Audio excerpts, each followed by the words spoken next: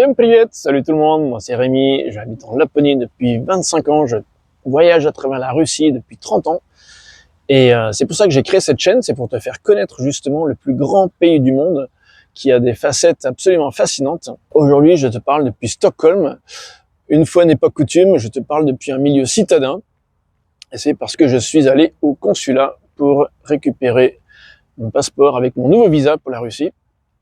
Et voilà, donc aujourd'hui, nous allons parler de la KBR, c'est en fait l'acronyme pour la République de Kabardino-Balkarie, l'une des nombreuses républiques du Caucase, dans le Caucase russe. Voilà, donc merci de mettre un pouce en l'air, de t'abonner à la chaîne, de partager, de mettre plein de commentaires, de poser tes questions, et c'est parti, allez.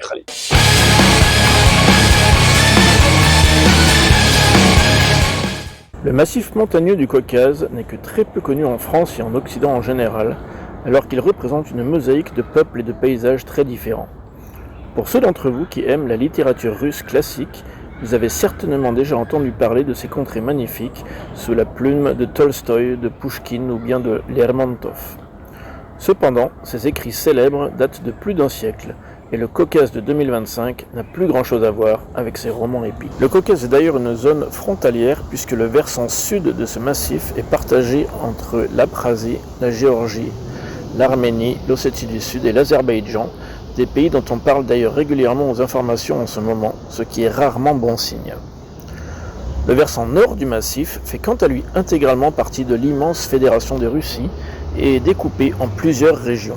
D'ouest en est, nous avons le kraï de Krasnodar avec la célèbre ville de Sotchi qui avait accueilli les JO de 2014, la République des Adigés qui est une enclave, celle de Karatchaïévo-Tcherkessie, celle de Kabardino-Balkarie qui nous intéresse donc aujourd'hui, l'Ossétie du Nord, l'Ingouchétie, la Tchétchénie et le Daghestan.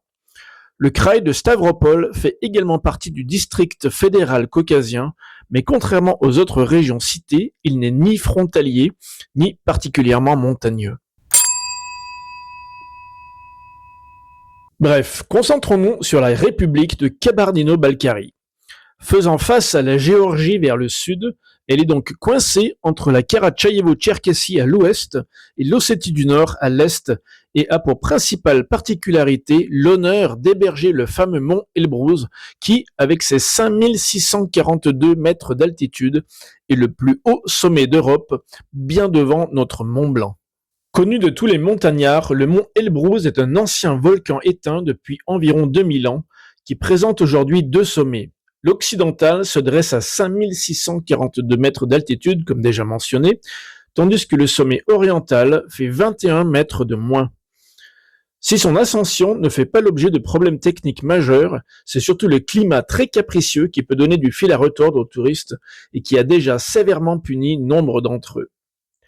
La première ascension date du 22 juillet 1829 et l'un des membres de l'expédition était l'entomologiste français Édouard Ménétrie, alors conservateur à l'Académie des sciences de Saint-Pétersbourg de 1826 à sa mort en 1861. Il existe aujourd'hui un funiculaire qui monte jusqu'à 3847 mètres d'altitude et de nombreux guides de haute montagne accompagnent les touristes au sommet. Les environs du volcan sont connus en Russie pour ses pistes de ski et ses activités de montagne telles que parapente et randonnée pédestre et équestre. C'est sans aucun doute le site le plus connu et le plus visité de la République. Le parc national du Prix Elbrouz offre quant à lui de multiples possibilités de randonnée sur chemin balisé. Bien sûr, la randonnée n'est pas praticable uniquement dans le parc national, mais dans tout le massif caucasien.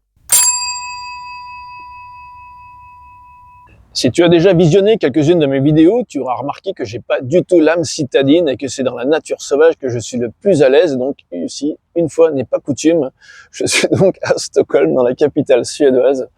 Et voilà, je t'ai expliqué pourquoi. Et c'est donc l'une des raisons pour lesquelles j'adore le Caucase et principalement la République de Kabardino-Balkarie où j'ai passé pas mal de temps. Et alors j'ai jamais habité, mais j'y ai passé des vacances assez longues. Et voilà, donc c'est vraiment cette nature principalement, qui est absolument magnifique et qui m'a fait penser sous plusieurs aspects à la France, en partant des Hautes-Alpes jusqu'en allant sur l'Ardèche, au niveau du climat, de la végétation et de plein de choses qui m'ont vraiment rappelé des paysages français que je connaissais Donc voilà, c'était des rapprochements assez sympas. Autant de ressemblances que de différences, car la nature est beaucoup plus sauvage en Russie qu'en France et les infrastructures sont encore peu développées, ce qui, dans un sens, filtre un peu la masse de touristes et laisse l'environnement dans un état relativement originel. L'activité pastorale est très étendue et les troupeaux de moutons sont souvent gardés par des bergers à cheval. Il est aussi courant de voir des hardes de chevaux, dont certains sont entravés afin de ne pas aller brouter trop loin.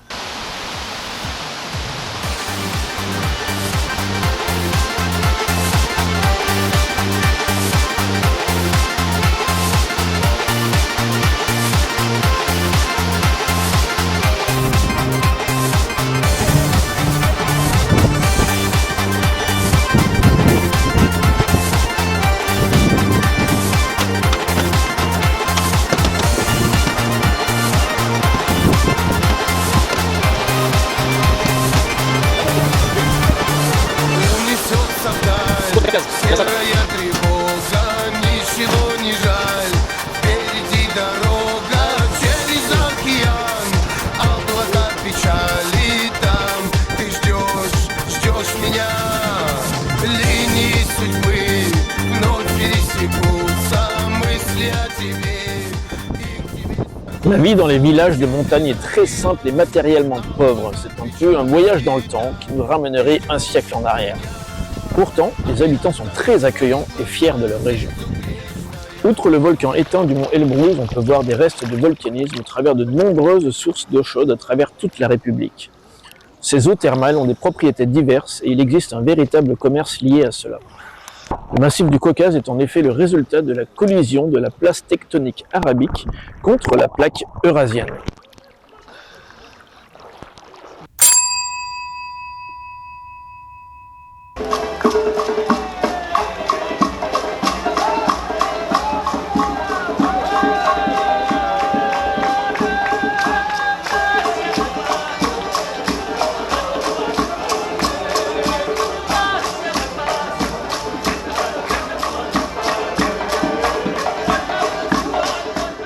Trois ethnies principales forment la population de la Kabardino-Balkarie.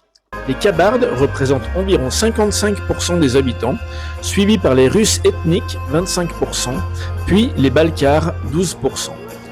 On peut dire de façon générale que les Russes ethniques habitent principalement à Nalchik, dans la capitale, et dans le nord-est de la République, alors que les villages ont une population traditionnellement musulmane et les églises orthodoxes y sont donc rarissimes. Cet aspect religieux impacte bien sûr la culture des gens et outre les très nombreuses mosquées, l'islam est également visible au travers des codes vestimentaires et alimentaires de la population.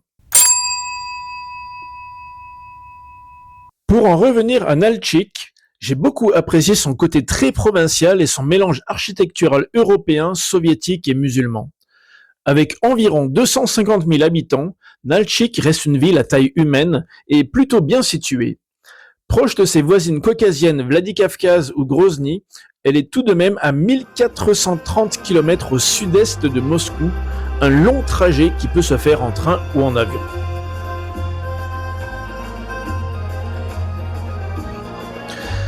Cité thermale, son climat est très agréable, bien que relativement froid en hiver pour sa latitude, car proche des montagnes. Nalchik et Marseille partagent d'ailleurs la même latitude. La ville n'est pas très ancienne puisqu'elle date du XVIIIe siècle, mais elle fut malheureusement assez endommagée pendant la Seconde Guerre mondiale. Son charme réside principalement dans sa verdure, son centre-ville propre et sa proximité avec la nature. De nombreux restaurants proposent le shashlik et autres spécialités locales, et les spectacles de musique et de danse traditionnelles sont légion. C'est à mon avis un point de chute parfait pour découvrir le Caucase central. Et ben voilà, nous arrivons à la fin de cette vidéo. J'espère que tu as apprécié, que tu as appris plusieurs choses sur la KBR et sur le Caucase de façon générale. Et écoute, un grand merci. N'oublie pas de mettre un pouce en l'air pour booster cette vidéo, de faire plein de partages, de me poser plein de questions, de mettre tes commentaires. Et puis écoute, d'ici la semaine prochaine pour la sortie de ma prochaine vidéo, je te souhaite plein de bonnes choses et je te dis à très bientôt. Prends soin de toi. Paka paka, salut.